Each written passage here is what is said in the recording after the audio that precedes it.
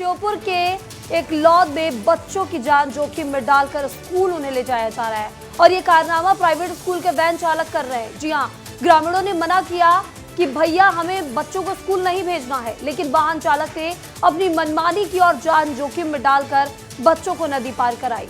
बता दें कि इन तस्वीरों को भी आप देख सकते हैं कि कैसे वाहन चालक इतने बच्चों की जान जोखिम में डालकर नदी पार करा रहा है। अगर कोई हादसा होता है तो जिम्मेदार कौन होगा? सोचिए जरा कि अगर सबसे अचंभे की बात यह है कि ग्रामीण मना भी कर रहे हैं कि हमें अपने बच्चों को स्कूल नहीं भेजना, उसके बाद भी प्राइवेट स्कूल के जो वैन चालक है वो अपनी मनमानी करते नजर आ रहे हैं। और ये तस्वीरें देख सकते हैं कि अगर किसी बच्चे को कुछ हो जाता है तो उसकी जिम्मेदारी आखिर कौन उठाएगा। और इधर एमपी में प्रदेश भर में एक पेड़ मां के नाम अभियान की शुरुआत हो गई है। इस अभियान के तहत इंदौर में 51 लाख पौधे लगाने का लक्ष्य रखा गया है।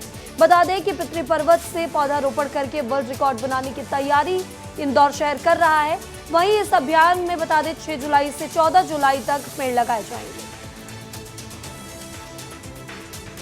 और इधर रायसेन जिले में इन दिनों एक पुलिस अधिकारी पर्यावरण के प्रति अनोखा संदेश लोगों को दे रहे हैं। जिले के बेगमगंज अनुभाग के एसडीओपी पुलिस के साथ साथ पीएम मोदी के संदेश से प्रभावित होकर स्कूलों में जाकर वृक्षारोपण को महत्व बच्चों को बता रहे हैं। बता दें स्कूली बच्चों और लोगों को सीड बॉल भी गिफ्ट कर रहे हैं।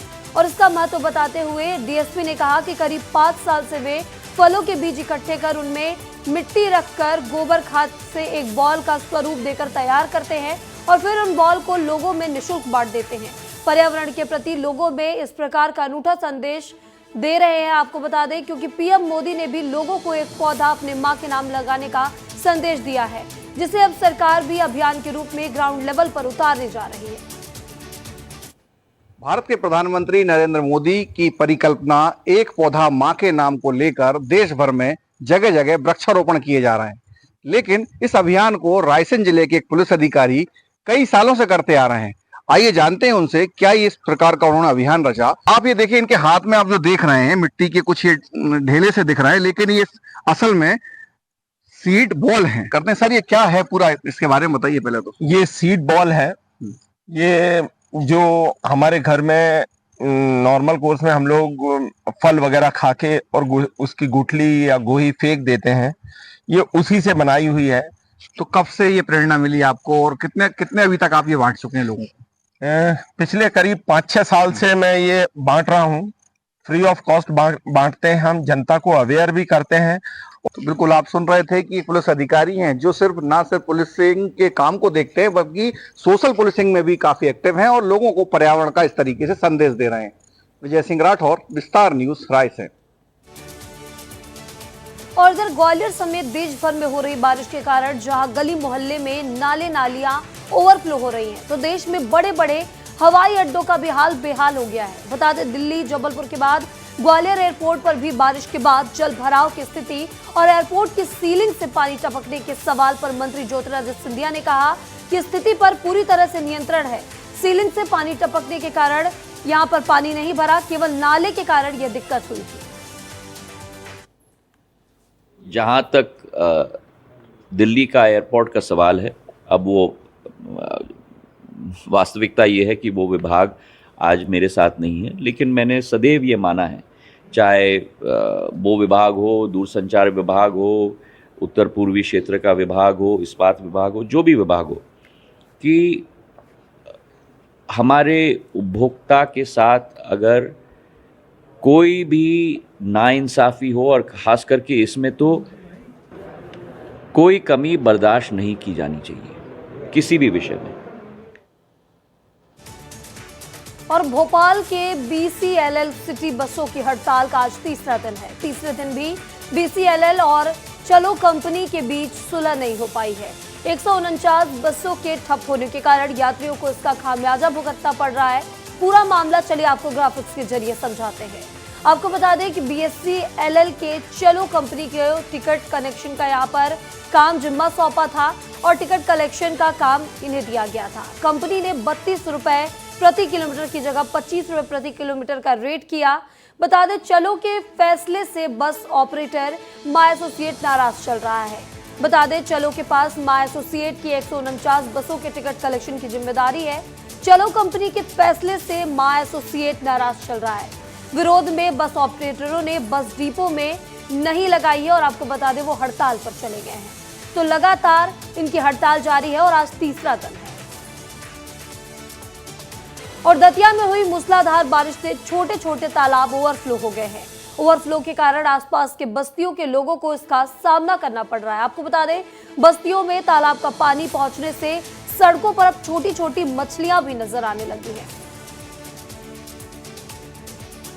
और अब खबर उज्जैन की, जहां पर होटल शिवसागर एनेक्स पर हथौड़ा चला है। जी हां, आपको बता दें कि जिला प्रशासन और नगर निगम की टीम ने मंदिर परिसर के आसपास शिवसागर होटल पर एक्शन लिया है, जहां भारी संख्या में पुलिस बल भी मौजूद है। बताते चले कि होटल प्रबंधन को पहले नगर निगम ने नोटिस थमाया था, जिसका जवाब संतुष्टिपूर्वक नहीं मिला। अब मामले में नगर निगम की टीम ने शनिवार सुबह बड़ी कार्रवाई करते हुए होटल के अवैध निर्माण पर हथौड़ा चला दिया है। इधर डिंडौरी में एक बार फिर ठेकेदारों की लापरवाही का खामियाजा ग्रामीणों को भुगतना पड़ रहा है। दरअसल बिलगांव जलाशय को जोड़ने वाली एकमात्र सड़क जिसके किनारे जल निगम के ठेकेदार ने पाइपलाइन का काम कराया था, जहां काम के नाम पर महज सिर्फ खाना पूर्ति की गई, जिसके चलते सड़क किनारे आए दिन गाड़ियां फंस जाती हैं। बता दें जिससे ढोड़ा गांव के ग्रामीणों को आने जाने में परेशानियों का सामना करना पड़ता है। आज ये जो गाड़ी फंसी हुई है 2 दिन से हो गए जाम की हुई, यहाँ से ना आदमी जा पा रहे ना मवेशी निकल पा रहे, उधर भी जाम इधर भी जाम, दोनों ओर से जाम है, ना ही इधर पे कोई आने जाने का। और कल ही प्रशासन द्वारा अलर्ट जारी किया गया था कि बिलगड़ा जलाशय का जल स्तर बढ़ते जा रही है, अलर्ट जारी किया गया था। अगर ऐसी जाम रहेगी और तुरंत कोई सेवा तत्काल में दी जाए कि बिलगड़ा बांध जानी है तो इंसान कैसे जाएगा। और रायगढ़ जिले में निजी और सरकारी विभागों का मिलाकर करीबन 158 करोड़ 33 लाख रुपए का बिजली बिल बकाया है, जिससे सरकारी विभाग में 87 करोड़ 61 लाख रुपए बिजली विभाग को वसूलने हैं। इसके लिए विभागों को नोटिस भी दे दिया गया है, लेकिन बावजूद इसके बिजली बिल जमा करने में सरकारी विभाग के अधिकारी रुचि नहीं दिखा रहे। ऐसे में बिजली विभाग को करोड़ों का राजस्व नुकसान भी हुआ है। और आपको बता दें जिले में करीब 70 से ज्यादा राज्य और केंद्र के सरकारी विभागों पर बिजली बिल बकाया है। इसमें कुछ विभागों को छोड़कर सभी विभाग बिजली बिल पटाने में आनाकानी कर रहे हैं। लंबे समय से बकाया बिल जो है वो जमा नहीं किया जा रहा। बकायेदारों की लिस्ट में रायगढ़ नगर निगम सबसे आगे चल रहा है। नल जल, स्ट्रीट लाइट और अन्य का करीब 53 करोड़ 62 लाख से ज्यादा का बिल बकाया है। इसके अलावा शिक्षा विभाग, उच्च शिक्षा, चिकित्सा एवं परिवार कल्याण विभाग पर भी लाखों का बिजली बिल बकाया है। और अब बात करेंगे बलरामपुर की, जहां बलरामपुर जिले का बीजापुरा गांव, जहां 1992 में भूख से मौत की खबर के बाद देश के प्रधानमंत्री पीवी नरसिम्हा राव को यहां आने के लिए मजबूर कर दिया गया। आपको बता दें जिसके बाद देश में खाद्य सुरक्षा को लेकर नियम कानून बनाए गए, लेकिन आज भी इस गांव में बच्चों को दिए जाने वाला जो मिड डे मील है उसमें बड़ा घोटाला किया जा रहा है। यहां बच्चों को मिड डे मील के नाम पर चावल में घटिया किस्म का दाल मिलाकर खिचड़ी के रूप में परोसा जाता है। आपको बता दें यहाँ पंडो जनजाति के लोग हैं और उनके बच्चे हैं जो इसके खिलाफ आवाज नहीं उठा पा रहे। जो कि समूह के द्वारा न दिए जाने के कारण, साग सब्जी न देने के कारण मेरे स्कूल में आज खिचड़ी भात बना है। गुरुजी के बोलते हैं तो कहता है कि सब्जी उब्जी भाई ले आनो, भाई देता नहीं है तो क्या करें गुरुजी। मिलना तो चाहिए सर, सब्जी भी चाहिए, इसमें आलू सब्जी चाहिए, बरी उरी भी चाहिए। समूह वाला नहीं देते होंगे तब तो बता रहे हैं, सैका नहीं देवे नहीं करते हैं। ये बात आपके माध्यम से मेरे संज्ञान में आई है, मैं इसकी कल ही जांच करा ले रहा हूँ, नियमानुसार कार्रवाई करूँ। ये दिन के अनुसार मेनू है और कॉमनली चावल दाल सब्जी अचार पापड़ ये देने की नियम है कम से कम, और अगर इसका पालन नहीं हो पा रहा है तो नियमानुसार कार्रवाई करूंगा। और जब बलौदा बाजार कलेक्टर ने कड़ा रुख इख्तियार करते हुए कुंभकर्ण की नींद में सोए खाद्य विभाग को फटकार लगाया है। बता दें फटकार के बाद खाद्य विभाग की टीम हरकत में आ गई। खाद्य विभाग की टीम ने दुकानों और होटलों का औचक निरीक्षण किया और अमानक खाद्य सामग्री को नष्ट कराया है। बता दें, साफ सफाई को लेकर प्रशासन सख्त है। 8 दुकानों को इसमें नोटिस भी जारी किया गया है। बारिश के मौसम में खाद्य पेयजल जनित बीमारियों से जन्य सामान के बचाव हेतु होटल और रेस्टोरेंट के साथ फल भंडारों की भी जांच की गई है। और आपको बता दें कि कल भगवान जगन्नाथ की रथ यात्रा निकाली जाएगी। रथ यात्रा को लेकर जगन्नाथ मंदिर में रथ निर्माण का कार्य अंतिम चरणों में है। इस कड़ी में राजधानी रायपुर में भी तैयारियां जोरों पर है। राजधानी रायपुर में टूरी हटरी जगन्नाथ मंदिर में 40 साल के बाद नए रथ का निर्माण किया गया। इस रथ के निर्माण में लगे कारीगर मुस्लिम संप्रदाय से आते हैं। बता दें कि ये रथ का निर्माण पिता और पुत्र ने मिलकर किया है। बीते 2 महीने से रथ का काम लगातार किया जा रहा था। इस बार भगवान जगन्नाथ आधुनिक रथ में सवार होकर बहन सुभद्रा और भाई बलदाऊ के साथ नगर भ्रमण पर निकलेंगे। इस बार की रथ की यही खासियत है कि इस बार का जो रथ है उसका निर्माण नीम की लकड़ी और सरई की लकड़ी से हुआ है। साथ ही रथ में हंस और घोड़ों को भी अगल बगल जगह दी गई है। इसके अलावा आगे पावर स्टीयरिंग भी लगाई गई है। आपको बता दें, साथ ही पावर ब्रेक भी इस रथ में लगाया गया है, जिसके चलते शहर में रथ यात्रा निकाले जाने के दौरान आसानी होगी। और आपको बता दें, कल महाप्रभु भगवान जगन्नाथ की रथ यात्रा है। भगवान जगन्नाथ राजापारा स्थित अपने मंदिर से निकलकर रथ पर सवार होकर नगर में भ्रमण करेंगे। लेकिन 92 साल के इतिहास में ऐसा पहली बार होगा जब भगवान जगन्नाथ टेंट में विराजमान होंगे। बताया जा रहा है कि जनकपुर वार्ड में स्थित गुंडीचा मंदिर जर्जर हो चुका है, जिसकी वजह से भगवान वहां विराजमान नहीं हो सकते। 3 सालों से भगवान अपने रथ में सवार होकर अपने मंदिर के ही एक स्टोर रूम में 10 दिन बिता चुके हैं। लेकिन इस बार आपको बता दें, वार्ड वासियों के आग्रह पर भगवान फिर से अपनी मौसी के घर जनकपुर पहुंचेंगे। लेकिन इस बार भगवान को 10 दिन टेंट में बिताना होगा। मंदिर नहीं बनने के पीछे मंदिर समिति प्रशासन ने उदासीन रवैये को हवाला दे रही है, जिसके कारण अब तक मंदिर का जीर्णोद्धार नहीं हो पाया है। अब जरा बात करते हैं गरियाबंद की, जहां पर पुलिस ने बड़ी कार्रवाई की है। पुलिस ने 30 नग अवैध हीरे जैसे चमकीला धातु यहां पर 3 तस्करों के साथ पकड़ा है। बता दें, जानकारी के अनुसार तस्कर ओडिशा राज्य की ओर जा रहे थे। तभी सूचना पर ग्राम मोगरा में घेराबंदी कर तस्करों को पकड़ा गया। पकड़े गए तस्करों का नाम चंद्रशेखर ठाकुर, आनंद राम, सदाराम है। ये सभी छुरा थाना क्षेत्र के रहने वाले बताए जा रहे हैं, जो अवैध रूप से हीरा तस्करी कर रहे थे। जब हीरे की कीमत लगभग 1,30,000 रुपए बताई जा रही है। छुरा थाना में नया कानून लागू होने के बाद यह पहली बड़ी कार्रवाई है। थाना छुरा में मुखबिर से सूचना मिली थी कि चंद्रशेखर नागवंशी अपने 2 अन्य साथियों के साथ हीरे जैसे एक चमकीले पदार्थ को रखा हुआ और उसके विक्रय करने के लिए कुछ लोगों को ढूंढ रहा है, ग्राहक की तलाश कर रहा है। जिसकी सूचना पर थाना छुरा की टीम द्वारा रेड कार्रवाई की गई है, जिसमें मौके पर से आरोपी चंद्रशेखर नागवंशी, आनंदराम मरकाम, सदाराम ओरी, इनके पास से लगभग 30 नग हीरे जैसे चमकीले खनिज पदार्थ बरामद किए गए हैं। उनके खिलाफ 21/4 माइनिंग एक्ट 303(2) BNS के तहत अपराध पंजीबद्ध कर विवेचना में लिया गया है और आरोपीगण को विधिवत गिरफ्तार कर माननीय न्यायालय के समक्ष प्रस्तुत किया जाए। और इधर बरसात आते ही लोगों को मौसमी बीमारी जो है वो अपनी चपेट में लेने लगती है और जांजगीर चांपा जिले में लोगों की तबीयत बिगड़ने लगी है। मौसमी बीमारी की दस्तक के बाद जांजगीर के जिला अस्पताल में मरीजों की संख्या बढ़ गई है और मरीज इलाज कराने के लिए लगातार अस्पताल पहुंच रहे हैं। स्वास्थ्य विभाग के द्वारा मामले को लेकर उचित व्यवस्था किए जाने का दावा भी किया जा रहा है। आपको बता दें, वहीं CMHO स्वाति वंदना सिसोदिया ने बताया कि मौसमी बीमारियों के बचाव के लिए टीम का गठन किया गया है। साथ ही उन्होंने मितानिनों के पास प्रारंभिक दवाएं उपलब्ध होने की भी बात कही।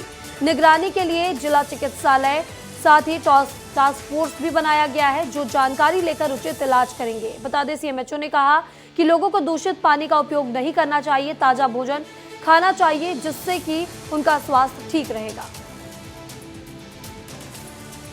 उधर दुर्ग से एक बड़ी खबर सामने आई है। यहाँ भिलाई इस्पात संयंत्र में आज एक हादसा हो गया। यहाँ दुनिया की सबसे लंबी रेल पटरी स्टैंपिंग मशीन से उछलकर बाहर निकल गई। रेल पटरी उछलकर 15 फीट की ऊंचाई पर जा फंसी, आपको बता दें, जिसके चलते यहाँ पर अफरा तफरी मच गई। इस घटना में गनीमत यह रही कि केबिन में अंदर रेल पटरी नहीं घुसी, जिसके चलते वहां मौजूद कर्मचारियों के साथ अनहोनी होने से यहां पर राहत मिल गई। स्थिति को देखते हुए मौके पर फायर ब्रिगेड की टीम भी पहुंची। जानकारी के मुताबिक कटर से काटकर रेल पटरी को क्रेन के जरिए हटाया गया है। और कांकेर में नगर में बारिश और बाढ़ का पुराना नाता है। जैसे ही बारिश का मौसम शुरू होता है, नगरवासी और व्यापारियों के जो दिल है वो धड़कने लगते हैं। आपको बता दें, धड़कनें बढ़ जाती हैं क्योंकि नगर के बीच से बहने वाली जो दूध नदी है उसका पानी 3 बार नगर में घुस चुका है, जिसके बाद पूरा शहर बाढ़ का शिकार हो जाता है। यही कारण है कि बारिश के मौसम में नगरवासियों और व्यापारियों की रात की नींद हराम हो रही है। हालांकि दूध नदी के पानी को रोकने के लिए साल 2023 में 36 करोड़ रुपए की लागत से रिटर्निंग वॉल का काम शुरू हुआ है, लेकिन ये कार्य भी अधूरा है। इन सब पर देखिए विस्तार न्यूज की एक खास रिपोर्ट।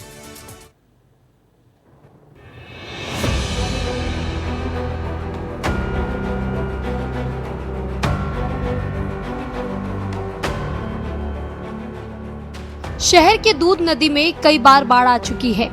2012 में दूध नदी में आई बाढ़ का पानी शहर के मेन रोड तक पहुंच गया और सड़क किनारे दुकानों में जा घुसा। इसके बाद 2016 में फिर बाढ़ आई थी।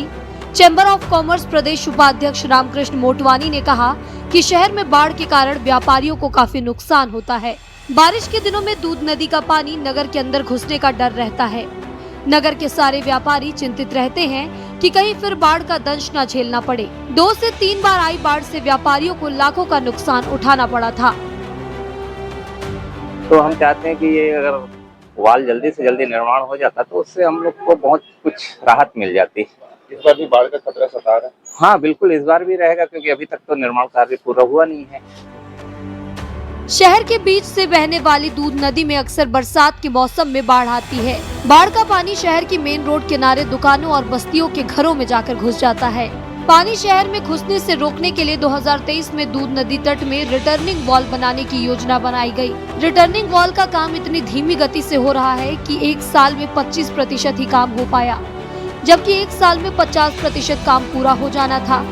जिस गति से काम चल रहा है उसे देखते हुए निर्धारित समय मई 2025 तक काम पूरा होने की कोई संभावना नहीं दिख रही है। यानी आने वाले बारिश के 2 से 3 सीजन में शहर में बाढ़ का पानी घुसने का खतरा बरकरार रहेगा। निर्माण 36 करोड़ 16 लाख की लागत से किया जा रहा है। पुराना बस स्टैंड से लेकर भंडारी पारा तक दूध नदी तट में रिटर्निंग वॉल निर्माण के लिए कार्यादेश 16 मई 2023 को जारी हुआ और 2 साल यानी 16 मई 2025 तक निर्माण कार्य पूरा कराना था। 1 साल बीत चुका है, लेकिन निर्माण कार्य धीमी गति से चलने की वजह से कार्य 25% ही हो पाया है।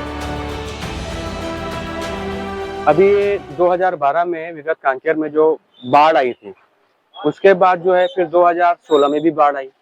तो ये जो बाढ़ जो आ रही है अचानक से, उससे हमको काफी नुकसान हुआ। 2 बार ये हम बाढ़ को झेल चुके हैं और लाखों का नुकसान हुआ और पूरा मिलाओगे तो करोड़ों का नुकसान हुआ।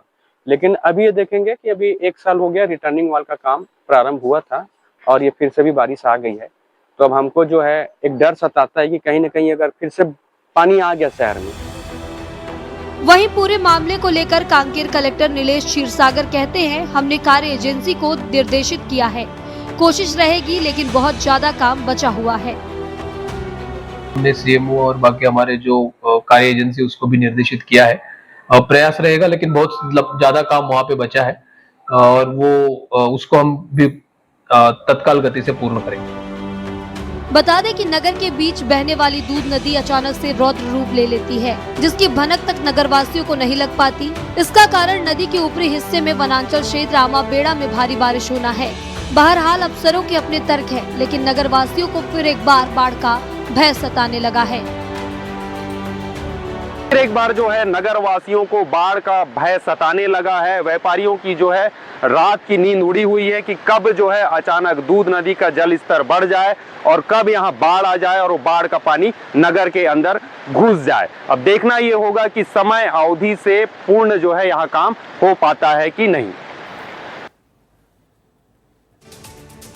और चले आगे बढ़ते आपको बता दें कि नवगठित जिला खैरागढ़ में जिला प्रशासन के द्वारा शहर वासियों को आज एक ऐतिहासिक तोहफा दिया गया है। खैरागढ़ शहर के नंबर 1 और नंबर 2 विद्यालय में प्रथम एस्ट्रोनॉमी लैब का उद्घाटन किया गया है, जिसके बाद यहां से अब बच्चे खगोलीय गतिविधियों के बारे में जानकारी ले सकेंगे।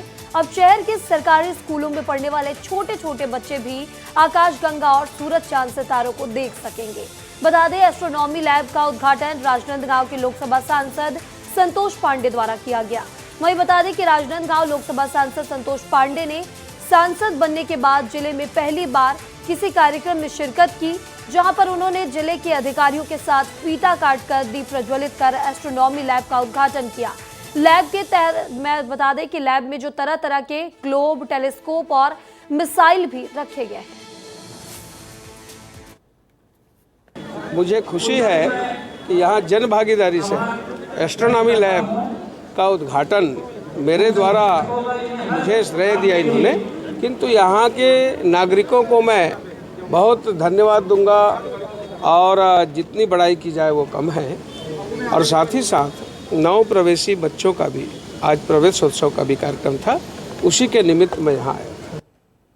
देखिए, आकाश में रात के टिमटिमाते तारे और चंद्रमा को जो बच्चे लोग दूर से देख पाते थे, वो हमने कोशिश करके इस पूरे लैब में एक रूम में उसकी मदद से हमने प्रारूप करके दिखाया गया है। बाकी जो बच्चे लोग हैं वो सीखने का कोशिश करेंगे और अपने मन से भी अंतरिक्ष ज्ञान और खगोल के विषय में जानना चाहेंगे। वो यहाँ पे पूरी सुविधाएं उपलब्ध हैं।